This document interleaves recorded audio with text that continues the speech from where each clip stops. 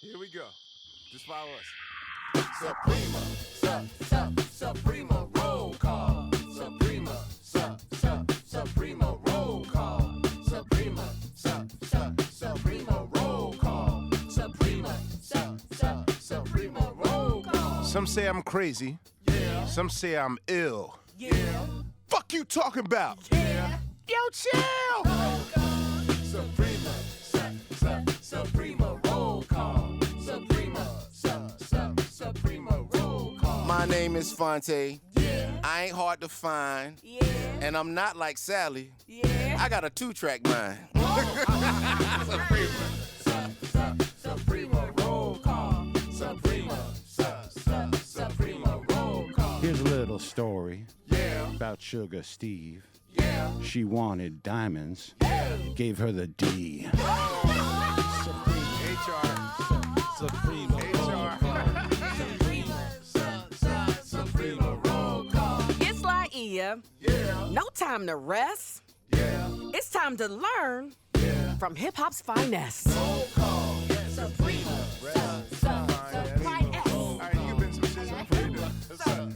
Suprema, roll call. My name is Diamond. Yeah. My beat's the best. Yeah. I'm down in the A now. Yeah. Chilling with my man Quest. Roll call. Suprema, roll call. Suprema, roll call. Suprema, roll call. Suprema, roll call.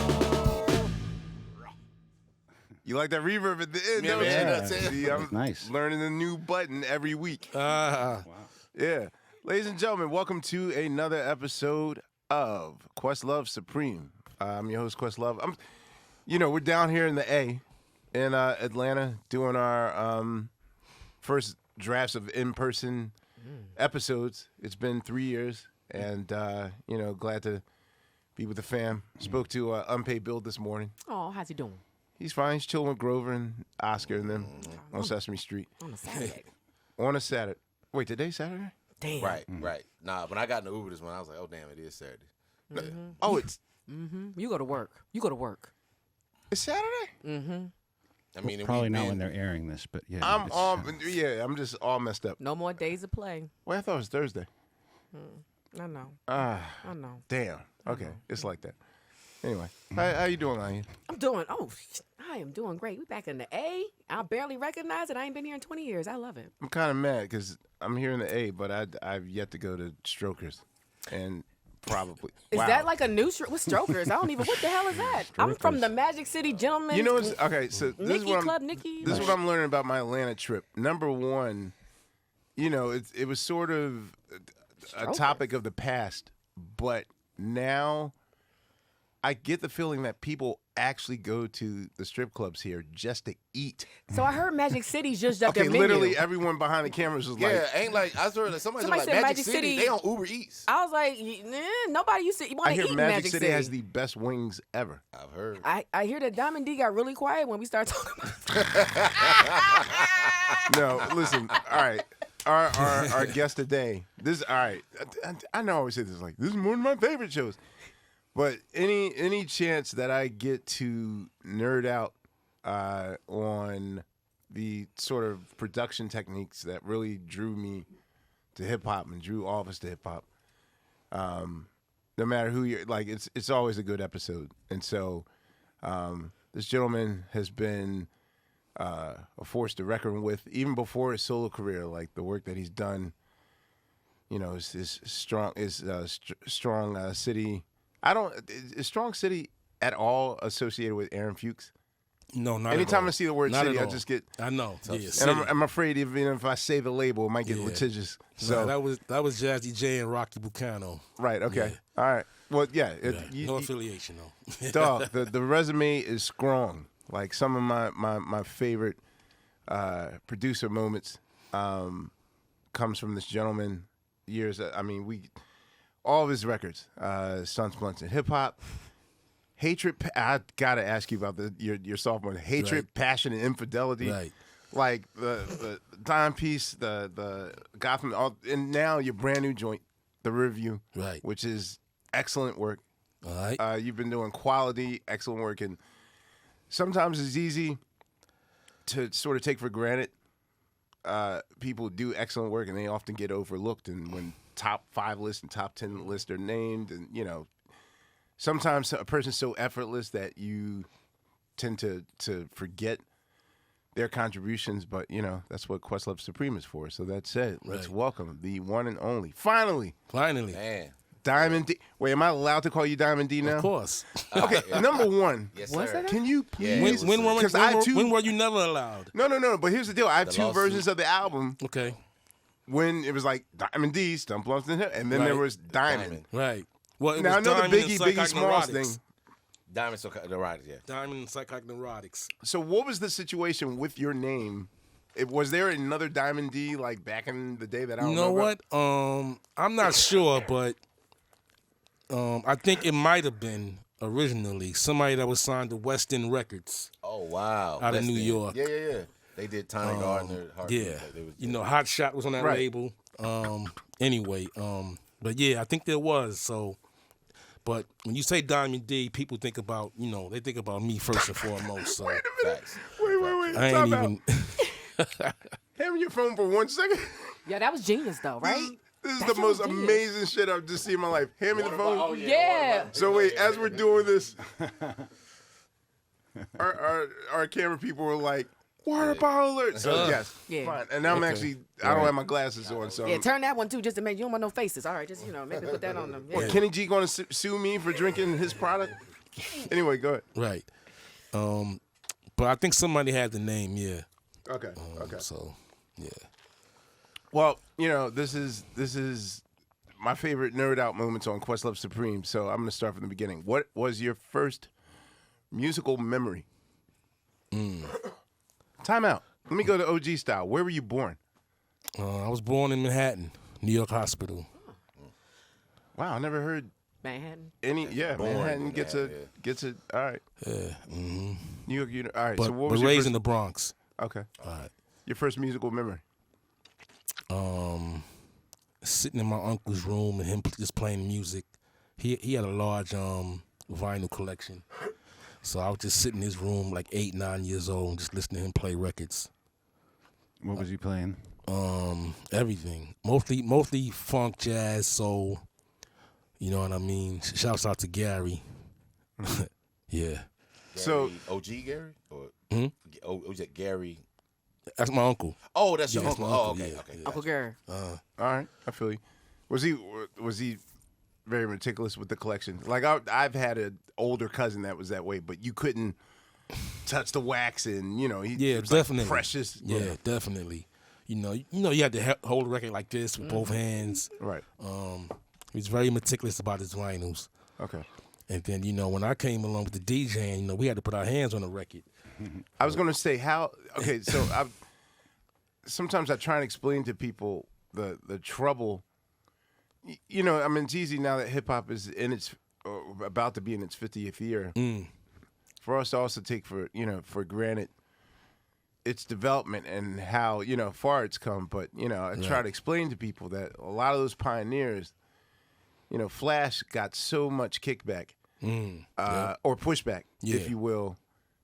Because the general idea was that you were going to destroy the needle or destroy the belt drive or the turntable. Like Putting your fingers on the grooves. I definitely Those are got big put on no-nos. punishment. Yeah, I got punishment trying to.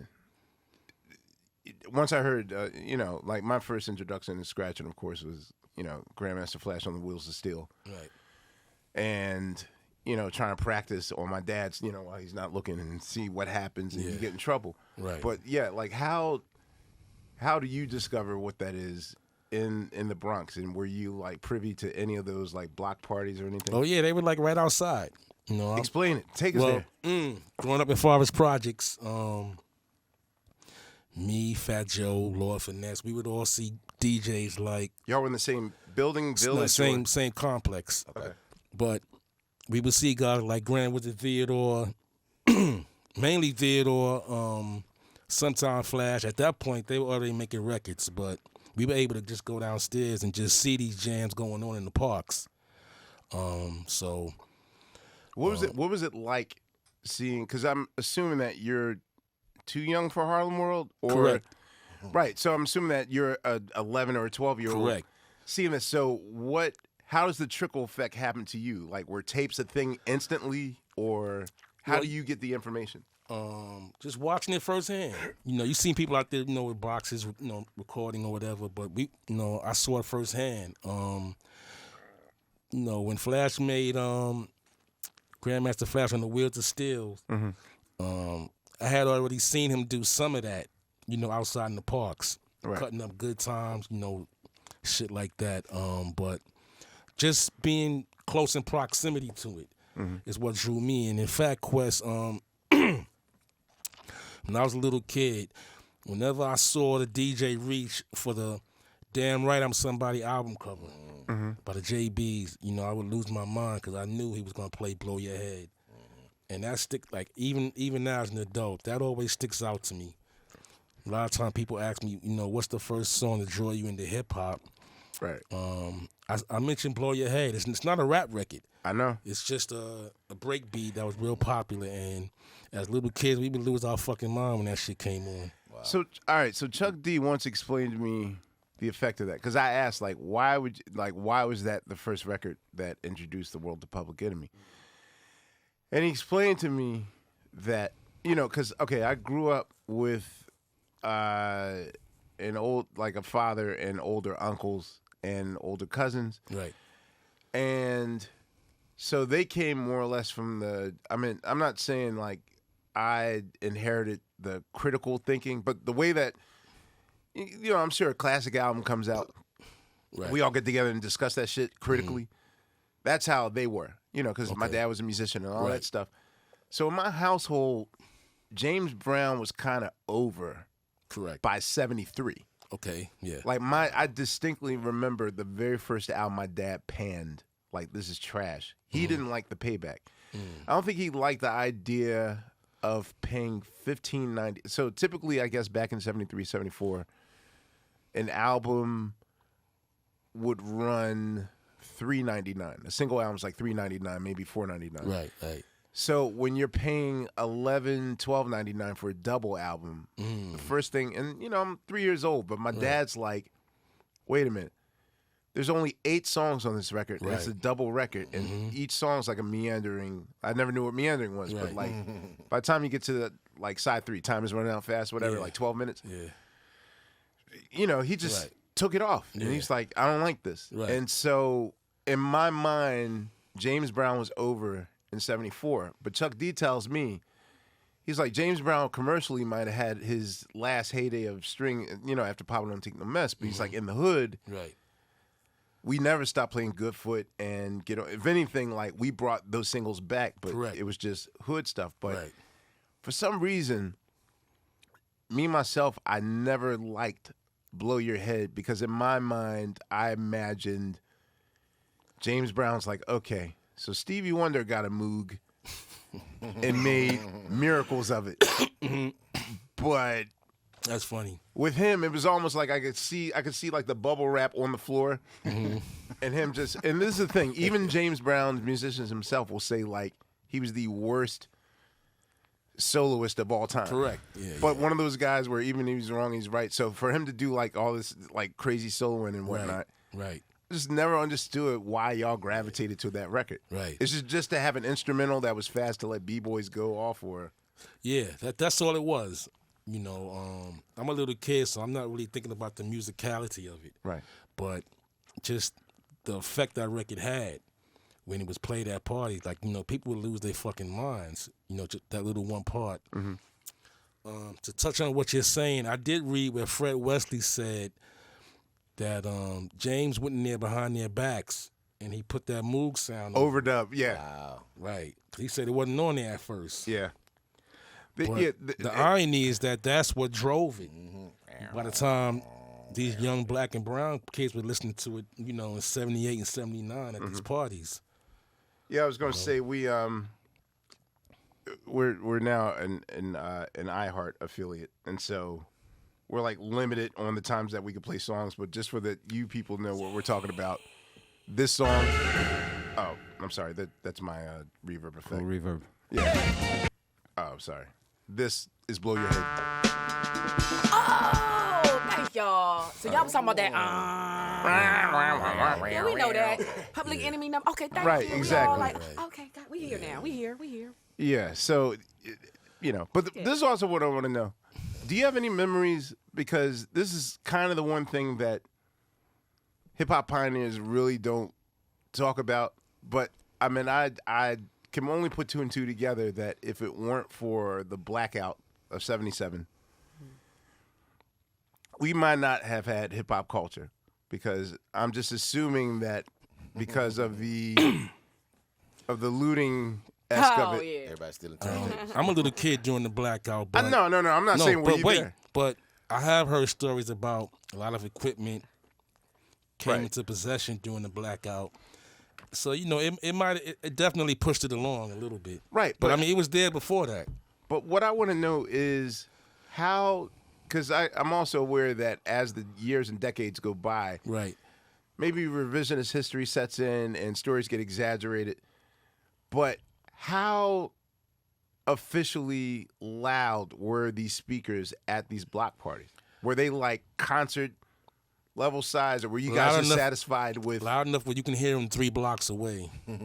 How do you get power, electricity in a park? Street light. Street lights, I Lampposts. believe. Okay. Lampposts. So someone had to risk their life, climb up a lamppost, or an even outdoor heard game. like a in lot some of them. buildings. A lot of them knew about equipment, so they would break into a lamppost, get the power lines, and do some shit. In the next thing, Now I wish we had Kwame's dad here to explain. Right. Kwame's dad used to tell, like, for the longest, Kwame's father would steal the neighbor's gas. Like, he knew how to run a line inside of their basement or whatever. And That's just, crazy. Yeah, Resourceful people. exactly. Oh, if nothing else. So, how old were you when you considered yourself like, all right, I'm gonna get into this music shit? Like, how old were you? I would say about 12.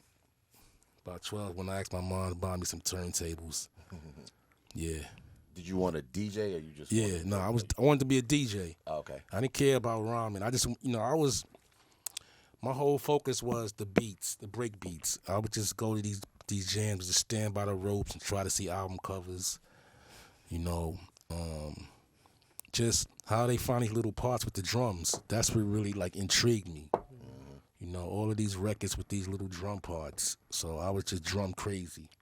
When you were a kid, what was the record store that was like the go-to?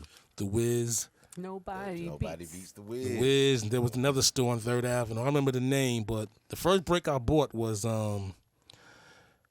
Shangri-La. Really? Yeah. Okay. But we called it Paradise is Very Nice. And Irv Gotti, he mentioned it in the documentary. He said he used to cut that as a kid. And I was like, oh, shit, that's crazy. But, yeah, that was the first joint I bought with my own money.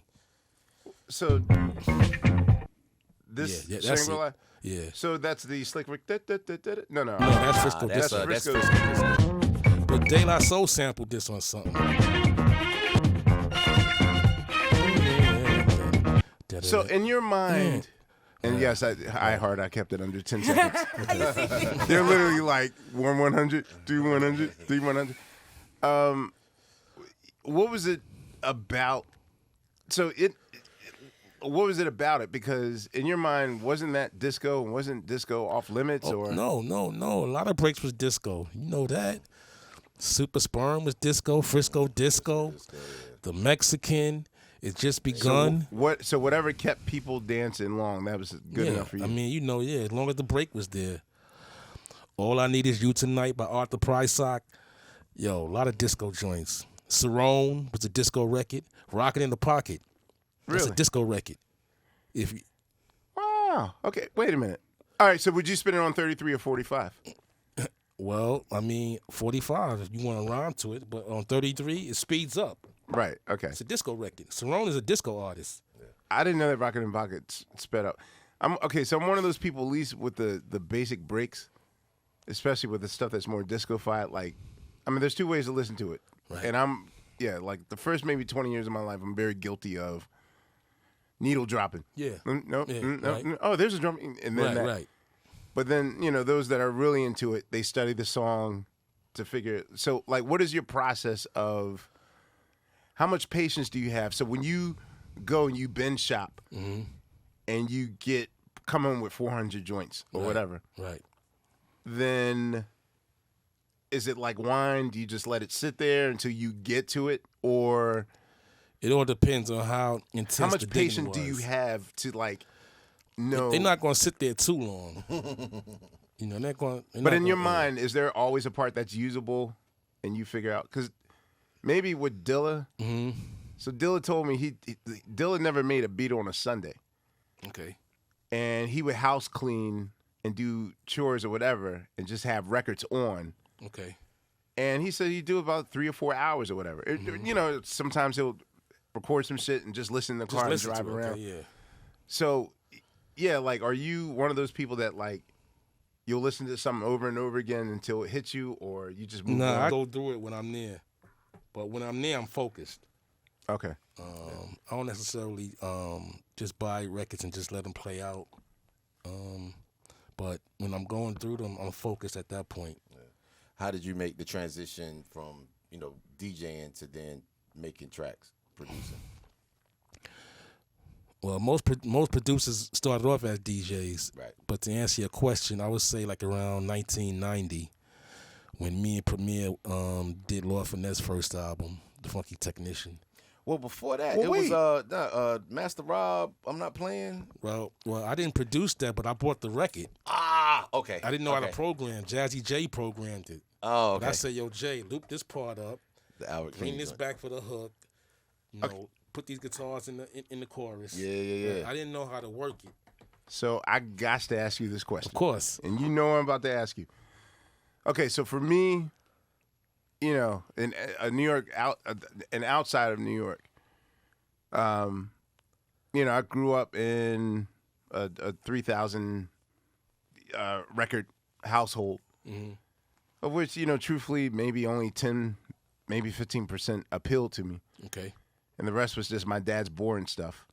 Like, I'm not listening to Arthur Prysock and the Beatles and all this other stuff. But, of course, once I hear Nation of Millions, then suddenly, like, I'm like, oh, that's dad's stuff. That's dad's stuff. Right. Now it's like I got to go through all them records. Correct. And then I discovered, like, oh, God, this is how they make hip-hop. Right. So here's the deal.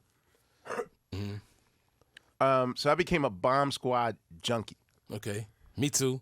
And I mean, for me, there's 9 seminal, even though they've done more, but to me, they've done 9 important documents as far as like their canon. Okay. And really, like, sampling laws kind of killed them off. And there's other inner issues in the group, but for real, it's like, for me, it was always, Bun Rush, Nation, Black Planet. I do count, because they did a majority of it, Poison by BBD. Correct. Even the non-Bomb Squad songs sounded like them. Of course, America's Most Wanted. And for me, Justify My Love. Yeah. Wow. And I'll consider, Terminator's first joint. But I've Deep Beats. Yeah, but the last 2 records in their canon that I consider part of that document, of course, was Young Black Teenagers and Son of Berserk. Yeah. Now, when I heard Are You With Me, I thought that was like just one of the most craziest things I ever heard in my life, but too. didn't realize that they just Put the needle on my record. right. And I was like, Rondo. wait, you could sample. It was so meta. Like, they sampled a sample of you. I didn't understand that. So when you heard it, what were When you I heard thinking? that, I flipped the fuck out. But So it wasn't an honor, like, oh my God. I mean, it was mixed feelings, honestly. But I turned to Jazzy Jay and I said, yo, these dudes just basically just rhymed over the instrumental. So But listen, Strong is City what- was distributed by Uni. right. Son of Berserk was signed to Uni. Yeah. But still, that's the master. How the publishing get worked out. All right, so let me play the 10 seconds I could play. That's my fucking rap. Are you with me? So mellow rock. Are you with me? Meanwhile, I'm dreaming like, damn, I wonder what part Eric Said did, like, because I see the Bomb Squad just as some synesthesia, like the way that the guitar stems are made. And then I heard what you did with and I was like, oh, damn. Right. They just took Diamond's joint and looped it. Right. So what happened when you heard that? I mean, You can talk about. Well, I was I don't give a fuck. Never mind. Love that. You know, I went to Jazzy Jay. I pointed it out to him. Right. Because, you know, he had a vested interest in it, and it never went further than that. I don't know what happened. I don't know what happened with that. I don't even know if we were credited on the publishing side. I just never looked back. Wow. What was at that time? I've read you did an interview. This was years ago. You talked a little bit about Wild Pitch and Stu Fine at the time. What was he like as a businessman? How did the Wild Pitch business structure work? Well, you know, Stu Fine, I'm gonna give Stu his props. You know, he signed Gangstar, he signed Lord Finesse, he signed Lord Professor and Main Source, Chill Rob G. You know, Stu Fine and his wife Amy Fine, they had a good ear. They had a good ear for good hip hop. Stu never really did anything personally toward me, but being around my man Lord Finesse and listening to his grumblings, you know, if your man grumbling about It's your something, beef you gonna too. grumble too. Your beef is mine. You know what I mean? So, you know, yeah. I took that shot. I made that one line at him Don't on want show to make a pitch business. this wild. He didn't really do anything to me, but Oh. but just listening to Lord Finesse grumble all the time, yo, I'd be like, damn, word. You know. Ah, man. But shouts out to Stu Fine. You know, he actually I'm 10 seconds years he old. actually threw me a knowing that. pass later on in life on his LL track that I did. Anyway, Is he still alive? Is Stu still alive? I believe he is. I'm not sure. Wow. I'm not sure, but Wild Pitch has a legacy. They do. Nah, straight up. You yeah. know, I'm leaving off some artists too, but yeah. 45 King. Well, no. I mean, he Did Gangstar's Bust a Move. Bust a Move Boy. You know what? Stu gave me 2 men back when Search was working at Wild Pitch. See that? Yeah, Search was like briefly. I guess he signed OC to Wild Pitch, correct? Correct. I left out OC. That's right. Yeah, and A lot of great artists. We were shooting Silent Treatment on my birthday, and Search hit me off with 2 mint copies of Bust a Move Boy. Nice. But I left them shits on a radiator, so it's worked. Oh, wow. Right. Shut up, Steve. It's over. You got to take care of your records, Shut man. up, man. All right, damn. So, It was interesting is Premier wasn't producing yet. yeah, Know what I mean? the pre-premiere Right. Gangstar, But but I was a 45 King fan, so right, you know he's one of my mentors too. that was my joint. Okay, before I get, I became aware of you, even though I knew of you and didn't know of you because on cassettes they really weren't putting on Right. credits and all those things, and I primarily bought my joints on cassettes, but. Did you leave those on the radiator too? Yes, I did. But can you tell me about the environment of like the record conventions and Friendly competition.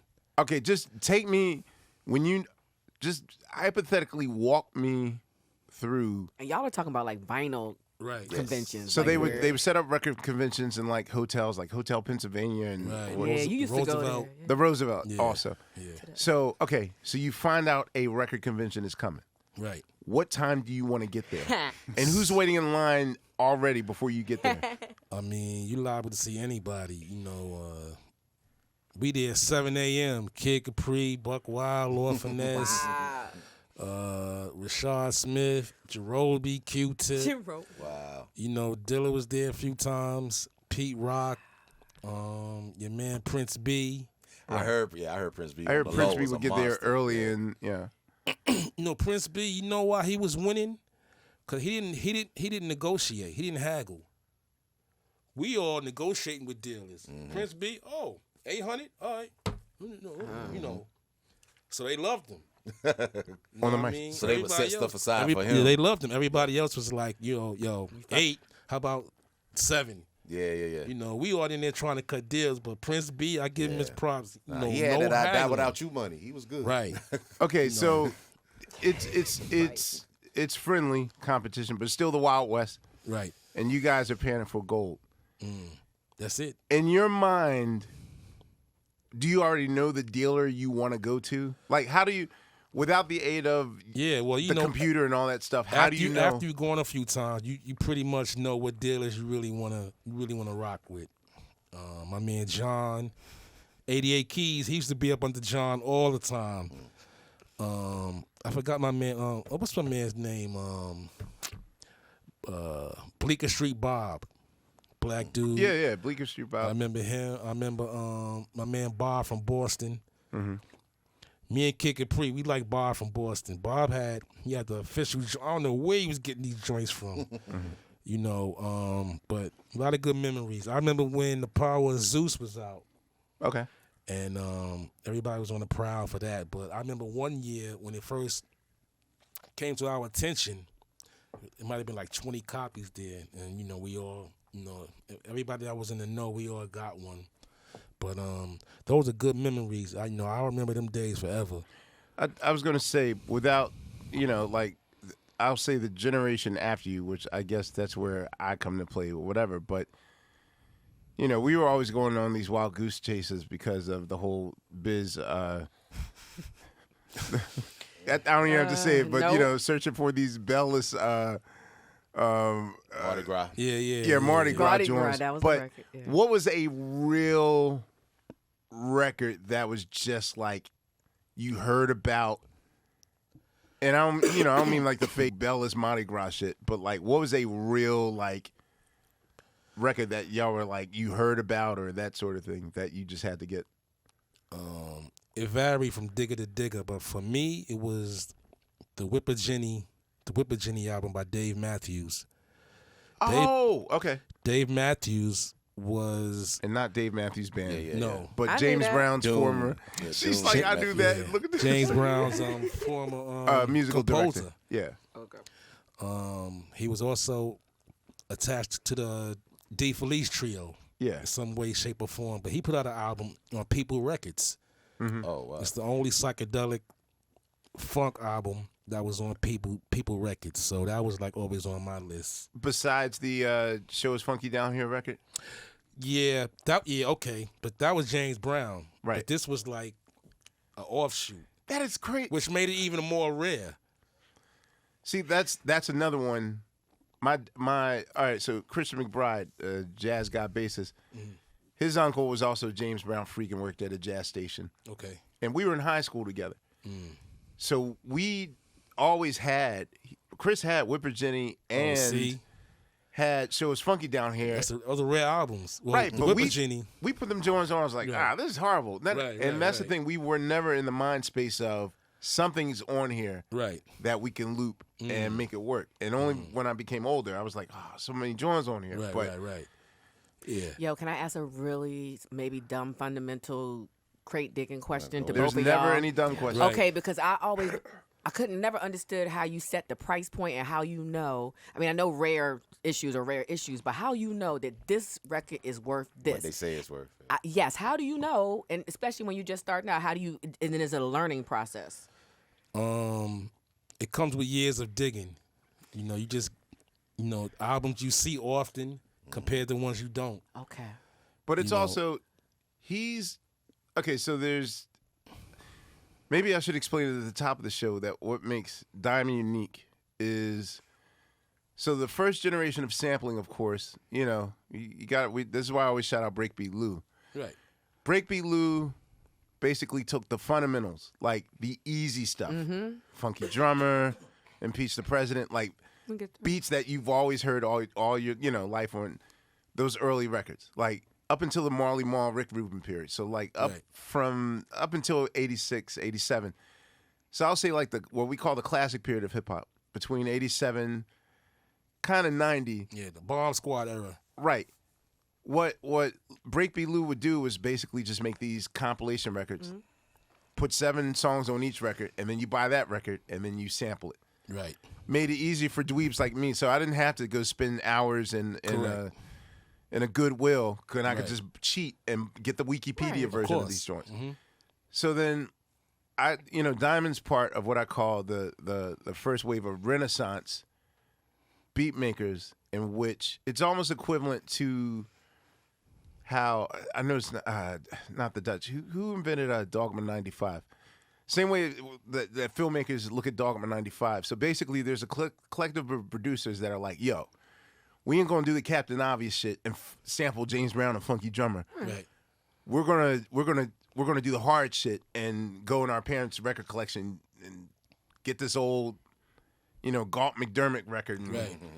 And so they made art out of. We were taking the chitlins, like the part of the carcass that Right. So y'all also made those prices go up too as the years went by. Correct. But that's Right. no. But the thing is that I want to know now. Once y'all, for me, once they use some shit, now I'm the next generation after him. So when I go to paying the for sound library, Yesterday's price. take It's not today's price. like Monty Alexander's Love and Love and Happiness. Happiness, That's a great example. So after the Beatnuts used that, suddenly that Monty Alexander record is $75. Mm-hmm. And But even before that, when Tip used it on Gangsta Bitch, Yeah. it was on the radar. so For those who know. what she set me up for a good alley oop though. Right. So what I'm asking is, were records super expensive if it hadn't been used yet? All right, so say like there's a time before, let's say in '89, Eugene McDaniels, where no one has sampled that record yet. Correct. Before Tribe. Right. Are you still paying $150 for it? Because after Tribe used it, Amir, Well- this is $150. Right. To a jazz collector, yes. If I'm a jazz collector, I'm not concerned what hip hop is doing. It's still a good body of work. It's vinyl. Eugene McDaniels, he only made a handful of albums, so it would still be worth money. It all depends on the individual. Okay. What's the most you spent on a record? Yeah, I was and gonna what'd you say- use for it? What'd you use it for? Give me your top 5 most expensive joints. Man, I don't even know, Quest. The Whip of Jenny, that was one of them. Okay. That 'Cause was the $800. I was looking for that. Okay. I don't know. It's I just hard. have no It's clue hard. of what the most expensive. I'm like, how far can it go? Can it be $15,000? I mean, look on Discogs. Yeah. I It think doesn't have to be a breakbeat. It could just be something that's a collector's item. Yeah, I'll say, well, definitely, like quality records are like 75. I'm trying. Maybe there was one. There's one ridiculous. Like normally, if it's mint condition, then it's whatever. Like someone tried to get me, like maybe 200 for back before they reissued the Sweet Charles. Okay, And you were one of the first ones. right. But You won the first one. That was a break. Yo, did I Pharrell heard ever outside talk in the parks. Did Pharrell ever talk to you about that? No, not yet.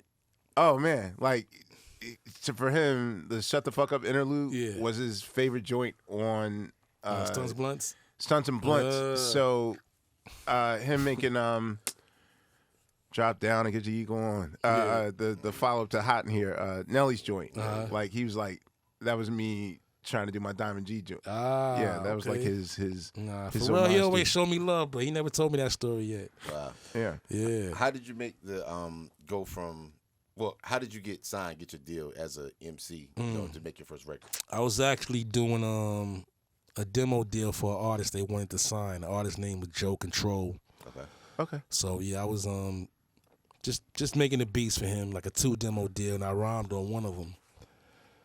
So What were you making your tracks on at that time? say it again. What were you making your tracks on? Your Making- equipment. At that time, Yeah. I had a Kai 900, just a sample, Everyone has it. Yeah.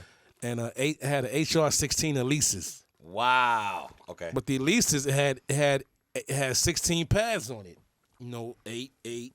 So I had 16 triggers on the sample. It's on the sampler. How many seconds? Oh, with the On 900s. oh, plenty. I did my album on that. I made Flojo on that. The Score, Punks Jump Up to Get Beat Down. Anything between 92 to 96, I was still using that. Wait a minute. You got to answer this question. Now, I know, first I want to know, is it safe to say that you were Jazzy Jay's apprentice, like his protege? No doubt. No All question. right, so you're first generation Zulu. That said, please tell me, what is the drum machine that he used on Suicide for Busy Bee? That was the SB12. No, that's not a stock joint. You trying to tell me that's a stock? The SB12. Oh, the SB12. Not the 1200. Not the 1200. The 12. With the floppy just looked like a 7-inch. Okay. I sat there and I watched Jay take Funky Drummer. 1, 2, 3, 4. Ding link. Ding link. Right. Ding, ding, ding, ding, ding, ding, ding, ding. Right. I lost my mind, yo. Man. Yeah, I that. lost my mind. Yeah. So, And I just gave it away, but I mean, that's we know that's that. basic, Jordan. right. so your first deal, how you signed, how you were doing the demo deal for another Okay, for artist. Stunts Blunts or Strong City. Well, yeah, I guess start with Strong City. For Strong City? Mm-hmm. The MC in the group, his name was Rob. Rob came to my house and said, yo, I seen Jazzy Jay in the projects. I said, nah, you lying. He said, nah, he right over there now. So I go downstairs, sure enough, Jay had on the first generation Def Jam jackets, the satin joints, all purple. And we met him. You know, this is around the time when this is a little bit after Jazzy Jay had a song called Cold Chillin'. In the spot. Right. Cold rock stuff. Yes. Russell Def Jam. Rush. Yeah. Yeah, with Russell. Yeah. Where he just talk trash on the Right. That's my shit. So, you know, he actually helped put Def Jam on the map. Along with It's Yours. And I believe he did. I Need a Beat. I believe he did. Yeah, I Need a Beat. You know, but anyway, we go over there and we meet him. And come to find out, he's friends with a female in the projects, and he gave us his number, and we went to see him a few weeks later and just developed a relationship. And then he eventually signed us. Okay. Yeah, but that's how it happened. You know, my man saw him in the Jacks. That was around what year? Oh, that was like 88. Okay, that's 88. Yeah, 88, definitely. And then from there, from that situation, how did you make it to, Mercury, to being, doing something? Okay, so after the Ultimate Force came out, didn't really blow up, but we made some noise regionally. Man, they used to play that record in North Carolina. Yeah. Word? Bro, Okay. it was a show they used to have on North Carolina. A&T was the black college in Greensboro where I grew up, called the Full Moon Block Party, and they would play I'm Not Playing. Right. I didn't find out it was you till like years later. I was like, Okay, what the yeah, fuck? yeah. But I used to love that record, man. I was like 9. Yeah. No, that's the first record to incorporate the blues. Right. You know what I mean? And I used to cut doubles of that. The beginning, Albert King. Right. Yeah. I found it going through my grandfather's records. He had one. This like maybe like 84. Right. So my first year of high school, but at this point I'm actively looking for beats. And I said, oh shit, this is nice. And then maybe a year later I caught another one, but I used to cut it. So when we got through Jazzy Jay, I said, yo, we gonna flip this right here, because nobody really fucking with the blues, and it's a funky beat. But that's how I got signed to Strong City. How I got signed to for the Stunts Blunts, I was doing a demo for somebody. I rhymed on it. So about a month later, they call us down there. So I'm like, okay, I'm about to get a check for these motherfucking beats. So I go down there like, all right, yeah, what's up? They like, yo, we want to sign you. I was like, me? Oh, that's what's up. All right, let's do it. I wasn't even really looking for the deal, but Who was the A&R at the time? Do you know? Brian Chin. Brian Chin. Yeah, he Okay. he was a big shot over at Priority. Yeah. He signed Special Ed, all of those groups over there. Brian Chin. I thought it was a little harsh to the MC that I was doing the demo for, but I think They might have just broke him off with some money or something. But yeah, actually, the deal just kind of fell in my lap. But Brian Chin, he liked the music and he liked what I was rhyming. You know, what I was rhyming. So. And you really didn't have any intentions of rhyme, like being an MC. Like Nah, it was just something I did. Yeah. But around this time, I'm around Lord Finesse almost every day. I'm around Grand Puba Maxwell because he was signed to Strong City also in a group called the Masters of Ceremonies. Mm-hmm. So I'm They were around. in Strong City? That's right. But Sexy, Cracked Out. Right. That was Strong City. Yeah, so okay. I'm around these dudes, and you know it's just rubbing off on me. Even though my thing is DJing and still making beats, but I knew how to rhyme. And one of the first demos I recorded was Best Kept Secret. And then when they heard that, they said, "Okay, we're gonna do an album on you." Okay. Wow. How long did it take for you to make that record? How long? Stunts Blunts? Yeah. About 8 months. Yeah, about 8 months. And at that time, were they with samples and stuff? Was it just Wild Wild West shit, just whatever, or how did y'all handle it? It's just a collection of records that. In terms of clearances, like clearance samples, was they? Well, I didn't care about that. That was a label's job. Yeah. 'Cause, at that, back then you just turn it in, give them the names, the names you want to give them, and That part. But what I want to know is, were you conscious at least to avoid ultimate beats and breaks? oh, definitely. Because the part I didn't get out was Right.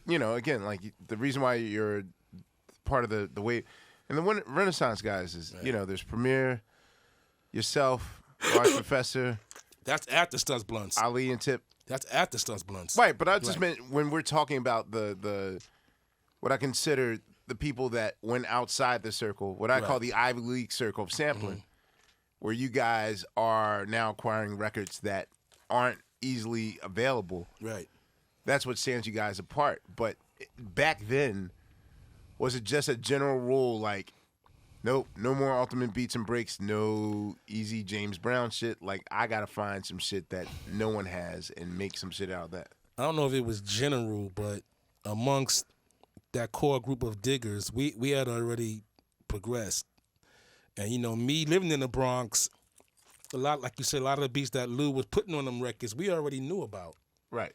You know what I mean? So, fuck what you heard. I said, people always say, hey, we like the way you make beats. He doesn't use break beats. Right. That wasn't a jab at Lou. That was just me being honest. Yeah, I guess. But But it pushed the envelope further. correct. Yeah. So in your mind, who of the initial Renaissance crew, and I'm talking Pete, I'm talking Premier, Tip and Ali, Large Professor, like, who did you consider like real nice with theirs? Like, I gotta. Well, Like, did anyone ever no, flip I'm some gonna shit answer or the like? question. Well, I got to start with Prince Paul for his work on De La Soul's first album, which really showed me because at that point it was a lot of James Brown, as you know, Quest. But that De La album in '89, it opened the doors for me. Like, there's so much other stuff out here that I knew about, but really wasn't on my radar. So I got to shout out Prince Paul. Of course, Tribe Called Quest, their first albums. Jungle Brothers. All these albums influenced me. Out of the members you just named, obviously Pete Rock's first album. You know what I mean? And the work that me and Showbiz was doing. So, you just take all of that in. And then... Has there ever been a moment where, and again, like, I'm listening to it, like, I don't have a deal yet. Right. So anything you guys are doing are like, oh, man, this man is from heaven. But I know that there comes a time where, like, man, I had that record and I should have used it first or whatever. Like, has there ever been that moment of, like, they got to it before I did, or... Yes, it's been times like that. Yeah, All right, and can you name a record? I've used joints that people ran behind me and used. Oh, yeah, I was gonna and, like New York and were shit. bigger than when I did it. What you want? New York shit. Buster. Fuck. Yeah. Well, see, but I that's almost one consider example. that. Yeah. That's one example. But I consider that an homage joint. Like if 15 Right, yeah, years yeah. go by, Just the He two told of me us. that's what it was. Yeah, oh, it's from, definitely that. Yeah, Right. just the two of us. Chubb Rock. Yeah. It was, you know. DJ Scratch said when he did that, he had never heard I Went for Mine before. What? He said he was on the road DJing for the Hit Squad in '92, and Stunts Blunts wasn't on his radar. I couldn't call dude a liar. Yeah. You know, Chubb Rock. He used the Albert King joint Right. after Just me. the two of us, yeah. Das Effects. They want effects. I used that for Lord That's Finesse right. first. Oh, wow. Yeah. I mean, I can go on and on. Yeah. Right. I forgot about that one. Yeah, I think in general, a lot of people when they create, like I think there are people that are creators and then people are listeners. Right. Like I'm a listener, Right. so I'll absorb it. But yeah, oftentimes I'll meet creators that aren't hip to, but that's in all parts of music, you know. Yes. You know, I would ask the Revolution, like, was Prince sitting around like, damn, I got to beat Thriller and like that sort of thing. Like, was he? And I think Lisa told me like Prince listened to Thriller like for the first time in its completion. Like, I think when they were on, when the last tour, like the Parade tour in '86. Right. But for the most part, they had to put him on the shit. Right. You know, like, and so it's like that. My joint off the record, my favorite joint off Stunts Blunts was Check 1 2. That was like, Yeah, that's my favorite joint too. really? Yeah, just the feel of it. Yeah. And like I always, the thing I always like about you, because you know I think with producers, I think there's something about producers that rhyme that y'all have an understanding of just really using y'all voices as an instrument and like complimenting a beat rather than just I'm gonna bar you the fuck up. You know what I mean? Like you, Pete, Dilla, rest in peace. Like you know y'all all had a thing, and so I wanted to ask you about one of my favorite verses of yours, like ever. It wasn't even on your album. The way you started off "Runaway Slave." Still digging. Going back on the block, but my name ain't Quincy. Right. What do you remember about that session, or in the making of that album? Because that's like in terms of y'all's crew, like that album. Those were good times. Yeah. You know, we were all in the studio together. I wrote it on the spot. Okay. You know, and Quincy had that album out back on the block. You know, so it was a cultural reference. You know, a pop cultural reference. Yeah, I mean, shit. It's crazy. Those a lot of good memories. Yeah. You know, back when we were just all forming. We had already known each other for years. We all grew up with each other. But around that time, we was like, yo, you know, we can all come together, try to form, you know, and make a statement. You know, and I would definitely say DITC definitely pushed the culture forward as far as, you know, trying to dig for music that wasn't touched already. Yeah. You know, just trying to stand apart. I'll say the first time I was really aware of your existence, like for real, of course, is, and I would say that a lot of us, it was show business on the Low End Theory. Correct. How did that come? That's come crazy. You know, I went there to play beats for Tip. I had chopped just up to play him some beats to. Yeah, I went there. I chopped up the Jimi Hendrix joint, and he was really feeling it, and he knew I had a deal. And Puba was on the track originally, and the label felt he said some things he shouldn't have said, and Tip said, "Yo, Pooh, you know I really want you on here, but the label wants you to, you know, change your verse up." Okay. And you know, Puba in 91, 92, Puba was like, I ain't changing shit. Couldn't tell him anything. You're right. You know what I mean? Now, the guards, Sadat X and Jamal, they like, shit, we want to be on this fucking record. You know, we love Tribe. So while I'm there, Tip is like, yo, you want to be on the joint? I'm like, hell yeah. You know what I mean? And I wrote it on the spot. That's a notable. I mean, even though it's not a debut, Right. but for a lot of us, we feel like that was like Well, your. that preceded my album. Right. So it was like an alley-oop. It was a great setup. It was a great setup. Yeah. Setup. Yep. Wait, someone have a watch? Or what time is it? Oh, She's got to watch. nah, 124. no. We all got phones. You know what, kids? What's up, What up? Uncle? It's time for the return of. Bitch you guessed it. Oh yes, this is. Oh yes, that's. Oh, you thought I was gonna have Diamond? You thought we was gonna have him on the show and not do a round of bitch? You guessed it. Kid, it's been a minute. All right, so I do this to every beat maker that I respect. Okay. In which, again, I'm adhering to the rules. No, you're doing good. I'm just making sure they're listening. I know. It's like I feel like there's like 42 Ain't that lawyers in the. Already cleared it with Jake. He knows what time it is. We good.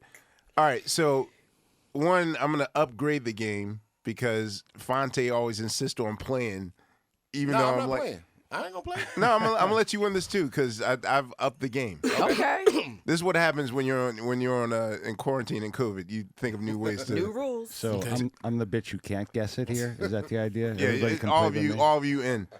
All right, so what I'm going to do is I'm going to play a list of Captain Obvious songs, of which I've isolated a specific part to see if you can identify the sample.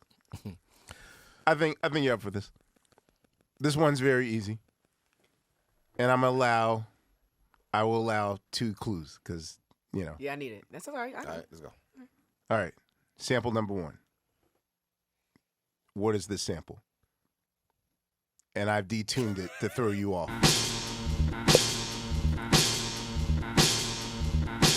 Let me know when you need a clue.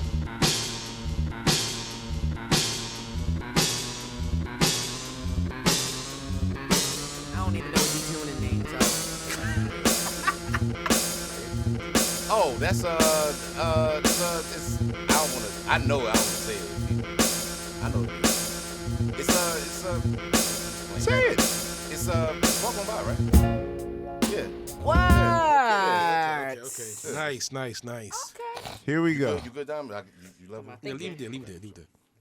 Detuned. Number 2. Oh, I got that. Oh, I know this is what it was used on. Say it. If you know, say it. I'm not right. I was like, say is a ball involved? No. Okay.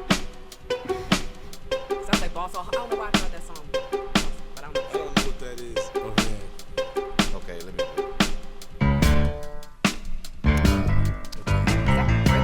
Oh, okay. No. No. Brass Construction's The Messenger, used Right. on NWA's I Ain't I Doing Ain't It. Doing All right, That. that was a little advanced. I'm sorry. Okay. Number 3.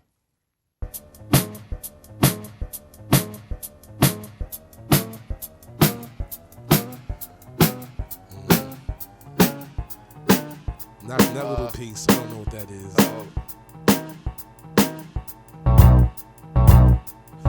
Oh, it's Scarface used it for Money in the Power. I don't know the original break. Yeah. Love Serenade Barry White. Money in the Power, yeah. Damn, maybe I made this a little too advanced. It was All a right. detuning. It was a detuning. Yeah. You See, I got to throw off the smell first, man. Yeah. I want to come out the gate, I Captain like Obvious. this. I like All right, it. here we go. Number 4. Because you win it. Is that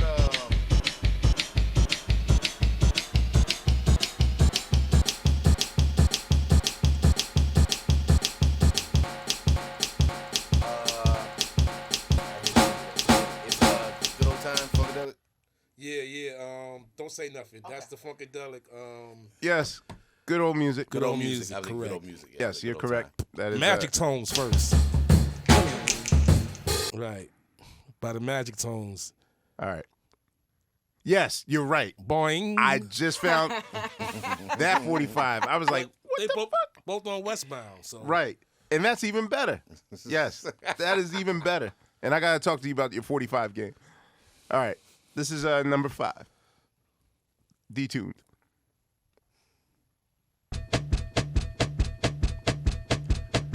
That James Brown? No.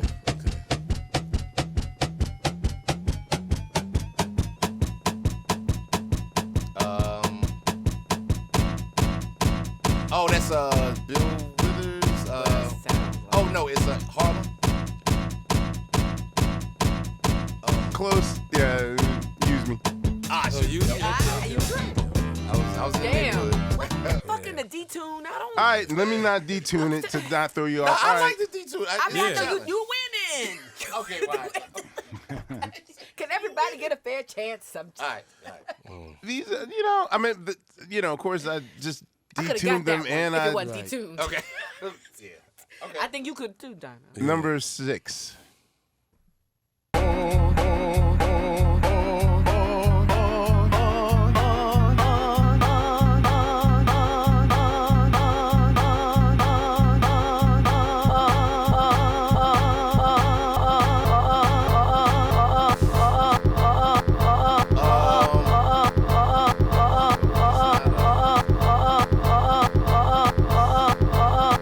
Steve, you don't know this? Oh, it's jazz. No. See, oh, okay. That's Steve.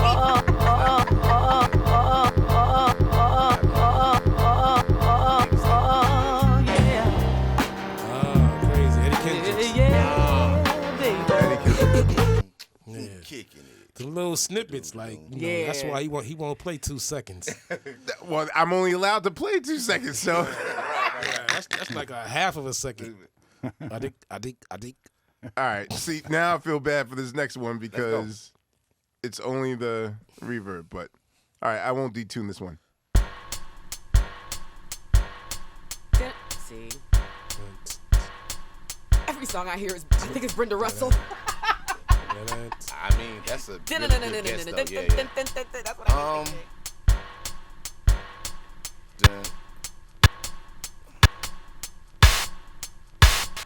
Oh, that ain't no. I have no idea what this is. Really?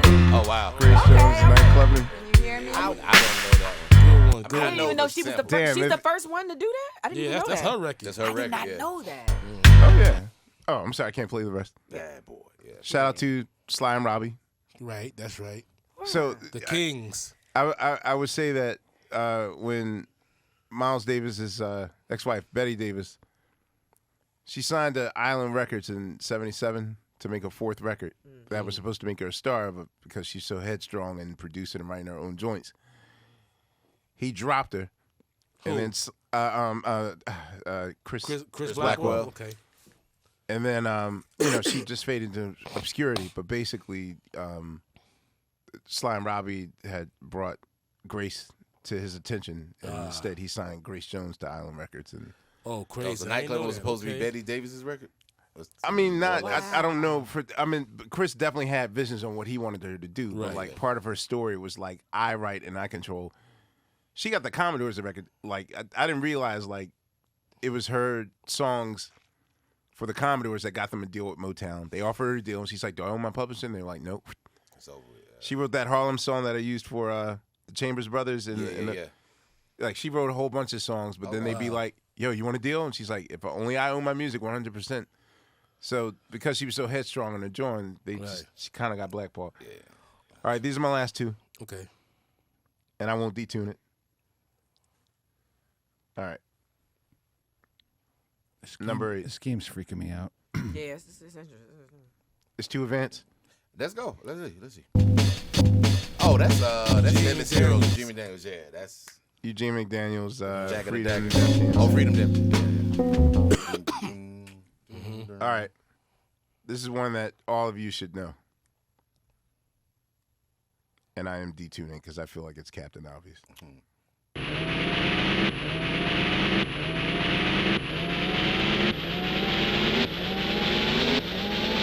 Sly Stone. Close, but no. I'm out. The airport.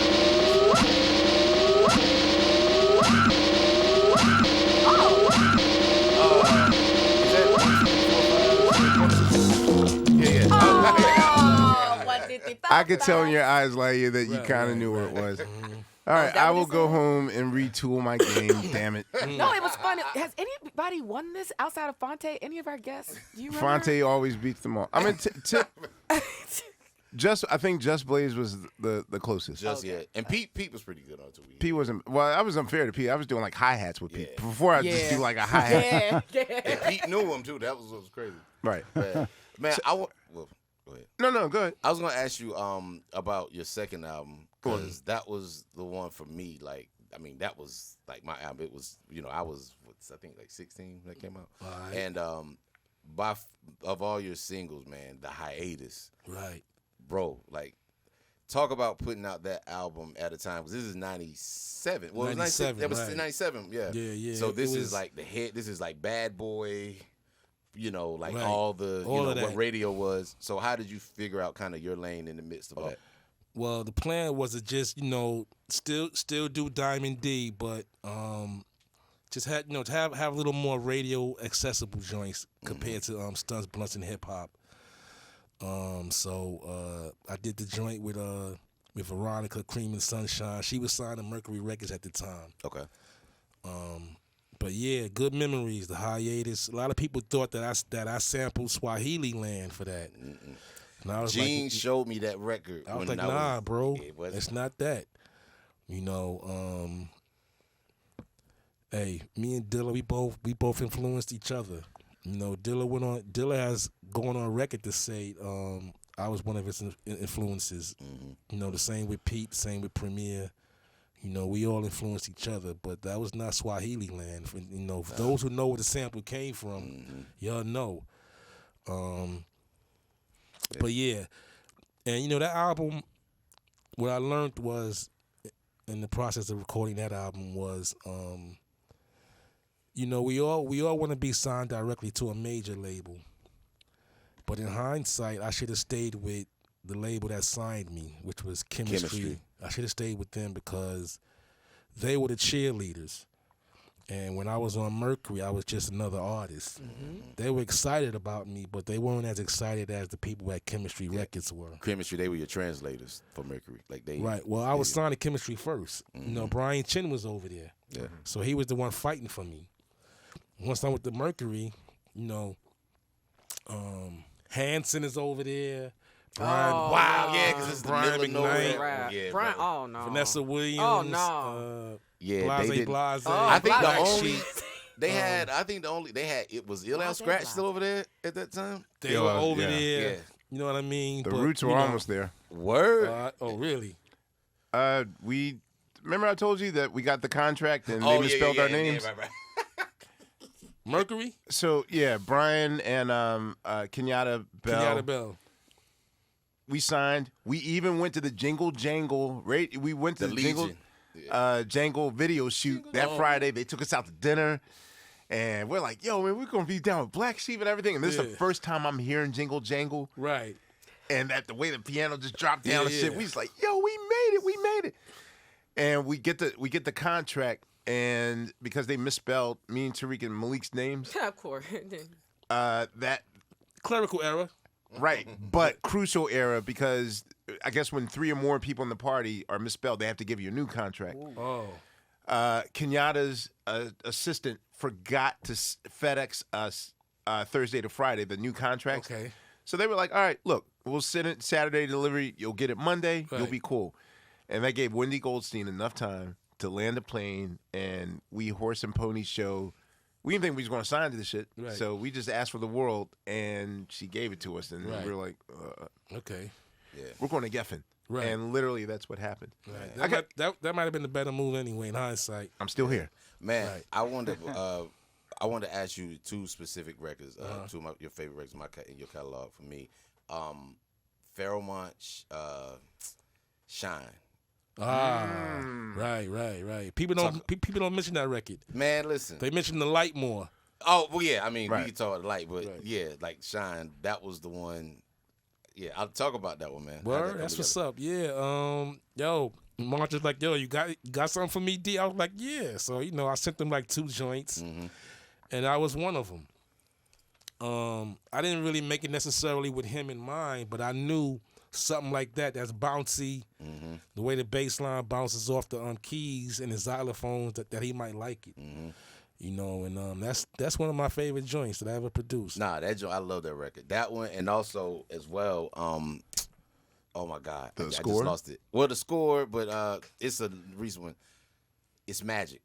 Evan with Al and Ev and Al. Right. It Alchemist. sounds like Nautilus, but it's not.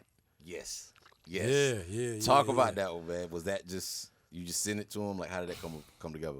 Yeah, I just sent them the joint, and the Stepbrothers, that was Alchemist and Evidence, and they were like, yo, we want to touch this one up. Yeah. Once they laid the vocals, I added the man, what's the name of that group? It's magic. Right. Well, what's the name of the group? That's bad. Fury, something for. The Fearless Four. Fearless Four. Fearless Four. Right. Yeah. My bad. We will disappear. Yeah, but That's I my knew. shit. But that's when it came together. Yeah. Dude, But that's crazy. We got to talk the score though. I mean, we got to Yeah. like the score. wait, so, I gotta kind of mention something. Yeah. Even though there was like a little occasional friendly jabbing between the two groups, What groups? the Roots and the Fugees. Oh, okay. But it's weird because in this age of of misinformation, you hear something and you think and you act on things without verifying first. Right. Like mad people getting in our ears like, yo man, I heard the Fugees said something. But everybody was in our ears the day that the score came out, and at the very beginning, Wyclef says, "You rock it live, but you ain't saying nothing." And yo, that, like, if I could just go back and tell 24-year-old Amir and Tariq, like, dog, verify some shit first before you bust a shot out. Right. But in our minds, like, we were already hearing shit. I mean, again, we were that line friends. personally. We we toured together. We were friends, but it was Right. definitely like, oh, they gonna blow up for real. Yeah. And when we heard that, we're like, yo, you think that we had like conversations like, yo, are they talking about us? You rock it live, but you ain't saying nothing, whatever. oh, wow. That's from I one of mean, their, that's from one of their earlier records. I know That was that. a scratch, Now, yeah. He didn't- so shout out to Salam Remy for putting me on. Yeah. But it was after the fact. And so we In might your have made a head. song called What They Do about Oh, that. So, That's I never knew. and ironically, Me neither. today is the 26th anniversary of Ill Half-Life. Someone had to remind me. That's I what's forgot up. about that. Congrats. Yeah. Yeah, happy anniversary. Yeah, Yeah, no dude, but talk about have you ever played a beat for an artist that they fronted on that you had to give another artist or that, Yeah. Hell yeah. like who should have gotten what? I'm not gonna name names, but yeah, Never it mind. happens. Yeah, no, but it happens. Somebody pass on something, and then somebody, hey, it's just like women, right? Was one man's trash, the next man's treasure. Right? You know what I mean? Just like men. Yes, Right. yo. Oh, definitely. That too. From no doubt. downtown. No doubt. Damn, you shot that right at the last second. Steph. Dude, Yeah. before we wrap, I gotta talk. Dude, Let's do it. For me, man, first of all, can you, on streaming, I can't find Grown Man Talk nowhere. Yeah, it's not on there. And that to me, I gotta put it on there. you must. Yeah. And I feel you like always like the 50 ways. No, time will heal you. Like Time that will whole, heal- yeah, but no, yeah. just the whole joint. The whole Like okay. Us. Right. What y'all hitting, like just that whole joint. Yeah. Because it It came was a from, mixtape, yeah. but it was so unexpected, and I Right. wasn't expecting it. Right. But for you, why do you? Because even with the rear view, like you're still. After a while, like after album number 5 and number 6, most cats might just phone it in and be like, "All right, you'll give me like $7,000 for a quickie record here, whatever." But when I still hear your stuff, it's like you still care. Right. But for you, like, what keeps you motivated? Like in your mind, are you like, yo, I'm gonna fuck somebody up with this in the way I flip? Yep. Like even the way you did the joint with Paz on Review with the Flying High Commodores joint. Right. That killed me, man. Because I didn't even think about that shit. But like, how long have you had that in your pocket? Flying High? Yes. A while. It's always been back here.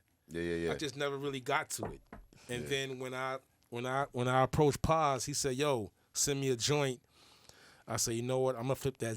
I'm gonna flip something that I can hear De La Soul on." And that's definitely I can hear De La on. And as soon as he heard it, he sent me the verse back maybe like 48 hours later. Wow. Yeah, just like once a year, somebody will loop something that's just like Right. It's been not a loop. sent- It's just different parts. well, not loop, but just I know what use you a mean. I know part what you mean. I know what that you just mean. like why not think about this shit? Yeah. Oh man, I gotta ask you. Ed O.G. busted and Alcoholics the next level. Yeah. The baseline. Yeah. Talk about You know what? I forgot about that, but somebody brought that up to my attention not too long ago. I guess because Ed O.G.'s version didn't really do what it's supposed to do. I changed the drums up. That's right. I changed the drums up, and the licks picked it up from there. Wow. You know, I'm gonna tell you something else that y'all might not know. There's a song by Sadat X called "Petty People." Okay. You know that song? No, No, that one. It's on the Wild Cowboys album. I got it. Pull it up real quick. Play a quick second. All right. EX, and this is for my people in the rule where I grew and went to school like this. Petty I remember this people, joint. and petty individuals, and petty situations that my crew goes through. I remember Yeah. this shit. Right. Yeah, that is. It is. Wow. Okay. But also, In a glass house, don't throw stone. Yeah. speaking of Ed O.G., man, Yeah. the streets of the ghetto, joint, man. Oh, that was crazy. But this is what I want to ask you because that specifically. So, how were you? Like, what is your micro chopping game into? Because there will be some joints that will fluctuate speed wise and as far as looping. I happen to know that the source of that sample Right. is one of them things where I can't loop it perfectly, and my chopping game wasn't good enough for that. You know, it wasn't like we had Ableton to just Right. stretch a joint or whatever. Right. But like, how aggressive are you to force something to work? Because that's definitely one of them joints. Because it wasn't the looping part. Right. This is the fact when you got to add drums and everything on top of it. Right. Then you realize, oh, my shit might be off or whatever. Right. And that's that particular loop on Streets of the Ghetto. Right. That, and I'll play it. Right. Right. That's the- Even yeah, then, I hear a little gap You hear in a little there gap. Right, where. right. But for you, like, how determined are you to make some shit work? Like, as far as your chopping game and I mean, if I can loop it, or if I can create a loop, I'll be able to put the drums under it. You know, that's the easy part. it sounds easy to just the regular ear, Right. but knowing the frustration of there's some records in which you might find that magic 4-bar loop, Right. and then they might fluctuate or whatever, and unless you're good at micro chopping, Right. you might be asked out. That loop right there, that was just a 2-bar loop, and the drummer was pretty on point for that. But there are some joints where the drummer's a little off, And I you hate have to really like go in between, Right. you know, and do what you do. You came to Atlanta. Yeah. There's a slew of New Yorkers that have migrated down south. A lot of them in North Carolina and whatnot. Right. What is it like? What is it about this city that attracted you to come here? And do you feel like a Honestly, stranger in this? I didn't come here for the music. I came here because, I looked at what 300,000 would get you in New York, and I looked at what 300,000 would get you down here. I didn't come down here. That's for the everybody's first motivation for real. I for didn't real. come down here for the music. Yeah. I was already coming down here doing a lot of work with Dallas Austin. Illegal. this. Yeah. Joy, Shades of Lingo, Illegal, me and Eric Sermon. So I was already down here. But the house I had, you did Crumb Snatchers. Crumb Snatchers. I had a nice house in not far from Livingston, New Jersey. Nice spot. I sold that. Property Came tax down crazy here, in Jersey. right? And just what you were able to get for your money back then is what really led me to come down here. How long have you been down here? Since 2009. So you've been down here for a minute. Yeah. You're from the A. So do you feel like a stranger in a strange land based on No. what you do for a living? And Well, you know what? All right. They don't, boom bap does not thrive down here. There is a boom bap but is scene there? here. Yeah, I was going to say, is there? Yeah. So when you do your 45 sets and all that stuff, Right. I don't really do them here. I travel and do them. Okay. You know, I have done 45 cents here, obviously, but just as far as being an artist, you know, I'm still basically, you know, a boom bap artist, for lack of better words. So, you know, if you're a boom bap artist, you know, you live on Sirius XM.